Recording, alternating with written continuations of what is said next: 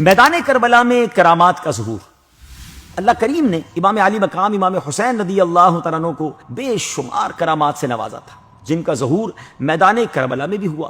کربلا کے میدان میں ایک موقع پر جب امام علی مقام رضی اللہ تعالیٰ عنہ مسلمانوں کے درمیان خطبہ ارشاد فرما رہے تھے، تو اسی دوران بد زبان یزیدی مالک بن عروہ نے خیموں کی حفاظت کے لیے خندق میں لگائی گئی آگ کو دیکھ کر کہا، اے حسین، آپ نے دوزخ کی آگ سے پہلے یہی آگ لگا لی، معاذ اللہ۔ امام حسین رضی اللہ تعالیٰ عنہ نے اس بدبخت کو جواب دیتے ہوئے فرمایا، کذبت یا عدو اللہ، اے خدا کے دشمن، تو جھوٹا ہے، تجھے یہ گمان ہے کہ میں دوزخ میں جاؤں گا اور تو جنت میں جائے گا۔ مسلمانوں کی صف میں سے حضرت مسلم بن اوسجہ رضی اللہ تعالیٰ عنہ کو مالک بن عروہ کے کلمات بہت ناپسند لگے، تو انہوں نے امام علی مقام سے اس بد زبان کے منہ پر تیر مارنے کی اجازت طلب کی، جس پر آپ نے انہیں یہ کہہ کر خاموش کر دیا کہ میری طرف سے جنگ کی ابتدا نہیں کی جائے گی۔ ناظرین غور کریں، اتنی بڑی بدبختی، اتنی بڑی جو ہے معاذ اللہ گستاخی کی گئی، مگر آپ نہیں چاہتے تھے کہ آپ کی طرف سے انیشیٹ لیا جائے، جنگ آپ کی طرف سے شروع۔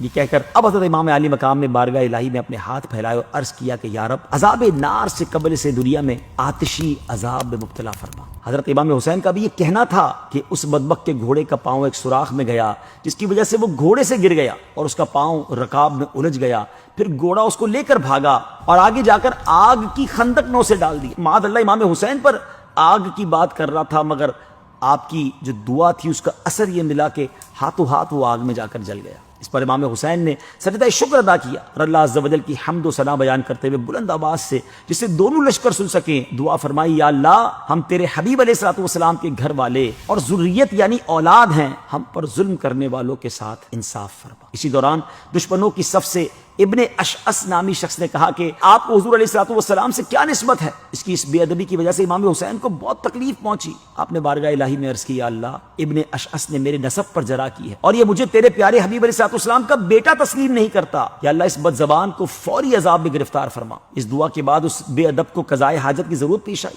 وہ گھوڑے سے اتر کر ایک طرف بھاگا کہ کسی جگہ جا کر قضائے حاجت کرے، اپنے لباس کو اتارا تو ایک سیاہ بچھو نے اس کی شرمگاہ میں ڈنک مارا، اسی حالت میں نجاست آلود زمین پر گرا اور اس کی جان نکل گئی۔ ناظرین، ان واقعات سے معلوم ہوتا ہے کہ آل رسول اللہ کی بارگاہ میں کس قدر و منزلت والے ہیں۔ صرف دعا مانگنے کی دیر ہوتی تھی اور دشمنان آل رسول چندی لبوں میں موت کی گھاٹ اتر جاتے تھے۔ اللہ پاک ہمیں بھی آل رسول کا ادب و احترام کرنے اور ان کی طرح دین اسلام کی خاطر اپنا سب کچھ قربان کرنے کا جذبہ عطا فرمائے۔ آل رسول کی کیا بات ہے!